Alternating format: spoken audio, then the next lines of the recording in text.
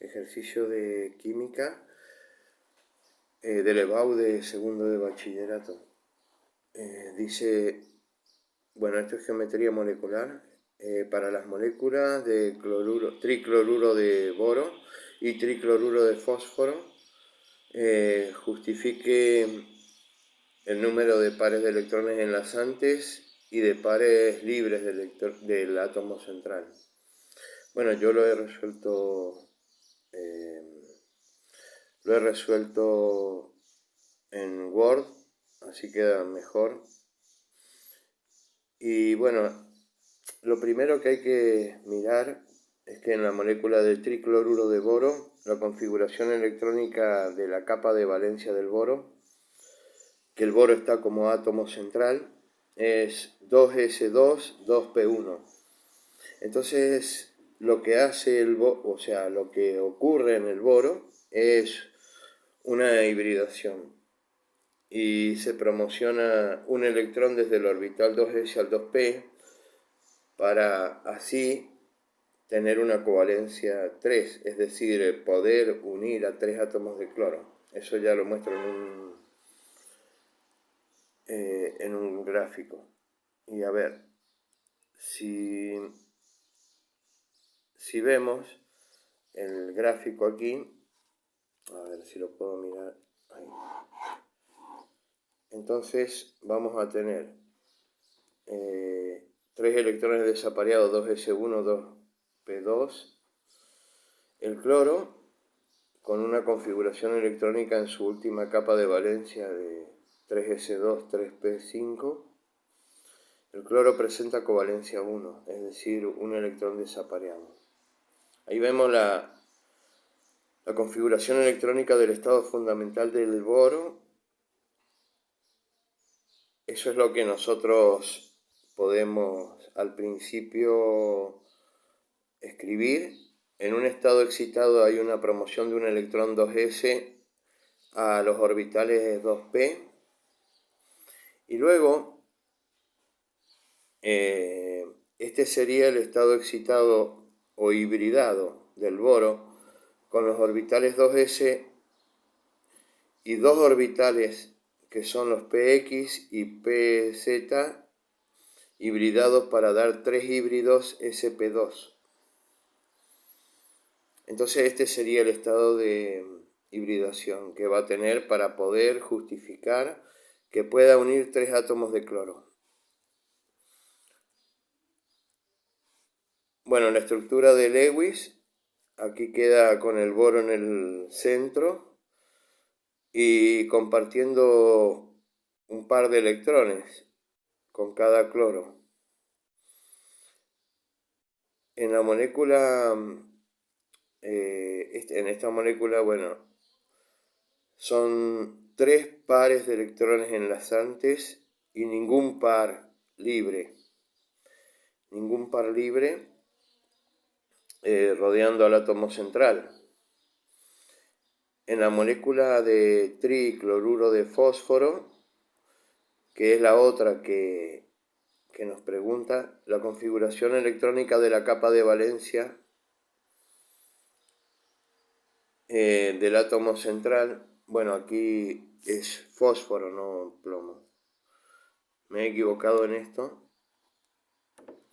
Ahí es fósforo. El átomo central es 6s2, 6p2. Y ahora vemos cómo se promociona un electrón desde el orbital 6s al 6p para adquirir covalencia 3, es decir, para poder unir los 3 átomos. Aquí no he hecho el gráfico de la promoción, pero es lo mismo que ocurriría, que ocurre en el boro. 3 electrones desapareados, 6s1, 6p2 y un par desapareado rodeando el átomo central. Aquí sí tenemos un par de electrones desapareados en el átomo central. En el cloro, la configuración electrónica en la última capa de valencia es 3s2, 3p5 y presenta una covalencia 1.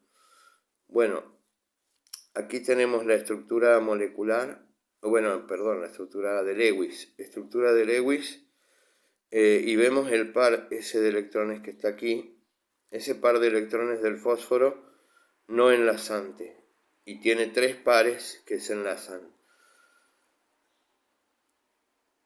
Bueno, luego pregunta en el examen,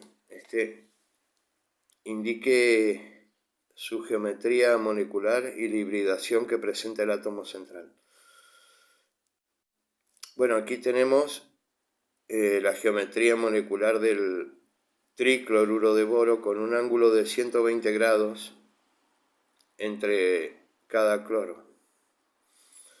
Y la geometría del tricloruro de boro es una molécula de tipo AB3 con 3 nubes electrónicas enlazantes. Geometría plana trigonal, ángulo de 120 grados. La hibridación del tricloruro de boro se describe como que se forman 3 orbitales híbridos tipo sp2 para solapar con cada uno de los átomos de cloro. Los enlaces son tipo sigma. El tricloruro de fósforo tiene un par de electrones aquí no compartidos, son 100 grados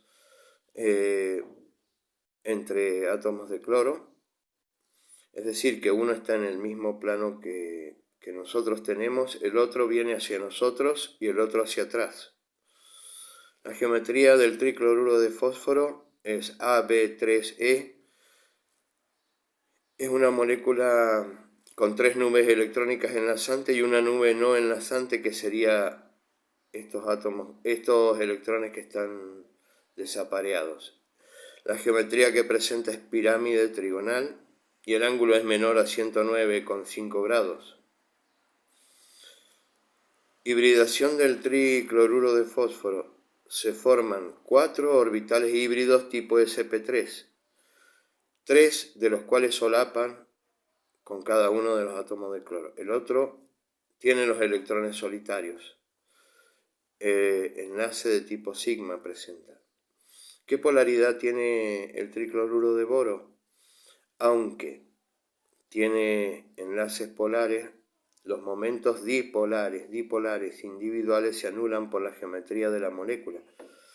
Es una molécula apolar. Es decir, que al no tener pares de electrones libres, los momentos dipolares, que son vectores, se dirigen desde el centro, que es el boro, hacia el cloro. Y entonces se anulan y dan una molécula apolar. El momento dipolar es 0. En el caso de los momentos dipolares individuales se refuerzan y se dirigen hacia los cloros. Como ya dije, que tienen un vector dirigido desde el átomo central hacia el cloro, en la polaridad del tricloruro de fósforo esto. ¿Y qué pasa con los pares de electrones solitarios? Bueno, tienen un momento también dipolar opuesto al vector resultante que va hacia los 3 cloros. Entonces, ¿qué pasa? Que este sentido opuesto al vector resultante que va hacia los 3 disminuye el efecto polar. Entonces, va a ser una molécula que tiene un polo y tiene el momento dipolar distinto de 0. Y aquí se muestran los gráficos,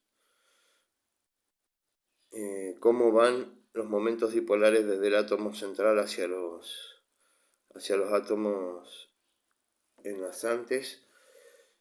Y este par de electrones cómo tiene influencia también en contrarrestar estos momentos dipolares. Entonces, aquí recuerdo la polaridad en el tricloruro de fósforo. Aquí recuerdo la la polaridad del tricloruro de boro, la hibridación del tricloruro de fósforo, la geometría molecular que presenta, la geometría molecular del tricloruro de boro y la hibridación.